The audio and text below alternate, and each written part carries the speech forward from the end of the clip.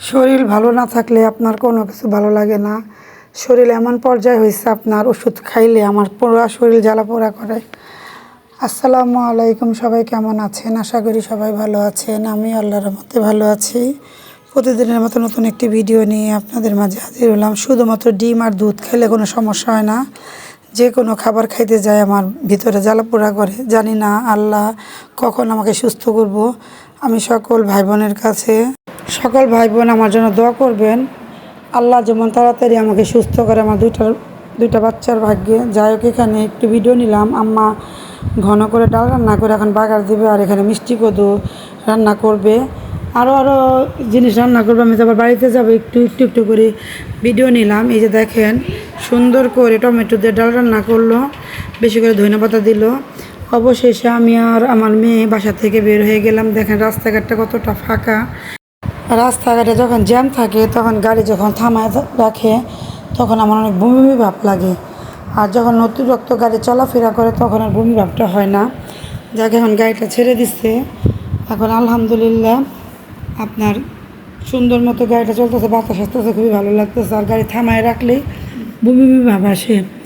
যাই হোক, এখানে আপনার দেখেন কত সুন্দর পরিবেশ, রাস্তাঘাটটা কত সুন্দর, কোনো যানজট নাই, কিচ্ছু নাই। অবশেষে বাড়িতে চলে আসলাম। আয়সা দেখি আমার যে ভাসুরের ছেলে বাড়িতে কাজ করছিল, আর আমার বাড়িতে আপনার চুরি হয়েছিল, ওইগুলো আপনার ঠিক করছে সুন্দর করে। এই যে ছাদ অনেক সুন্দর করে পরিষ্কার হচ্ছে। এই যে দেখছেন, এগুলো কাইটা ঘরে ঢোকার চেষ্টা করছিল, পারে নাই, পরে টিন আপনার কাইটা ঘরে ঢুকছে। এই যে পুরো ছাদটা পরিষ্কার করছে, কারণ এখন আমি 4 বছর ধরে বাড়িতে থাকি না। আমার ভাসুরের ছেলে ওই যে চাল পরে গেছিলো আপনার তুফানে, ওটা ঠিক করে সুন্দর করে পরিপাটি করে রাখছে। যাক, এখানে বাড়িতে আসছি, কিছু আমের ছবি নিব না, তা কি হয়।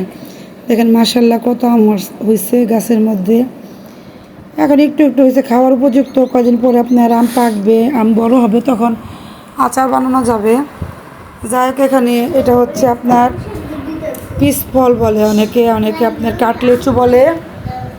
তো যাই হোক, আজকের কমেন্টে জানাবেন, গ্রাম হচ্ছে শান্তির একটা জায়গা। গ্রামে আপনার কোনো প্রকারের ফরমালিন কোনো খাবার নাই, সব কিছু ভালো লাগে। গ্রামের পরিবেশ অন্যরকম, যেদিকে তাকাবেন সেদিকে সবুজ আর সবুজ। যাই হোক, তারপরে মানুষ গ্রামের থেকে শহরে কেন থাকে জানি না, আমার গ্রাম সবচেয়ে বেশি ভালো লাগে। গ্রামের পরিবেশ সবসময় মনে হয় কি গ্রামে থাকলে আমার ভালো লাগবে। নিজের হাতে একটা গাছ লাগানো যায়, নিজের হাতে সব কিছু করা যায়, নিজের হাতে সব কিছু লাগেই আপনার খাওয়া যায়, অন্যকে দেওয়া যায়। এটা এখানে শেষ করব। সবাই ভালো থাকবেন, সুস্থ থাকবেন, ভিডিওটির পাশে থাকবেন, লাইক করবেন, শেয়ার করবেন। আর গ্রামের পরিবেশ কার কার ভালো লাগে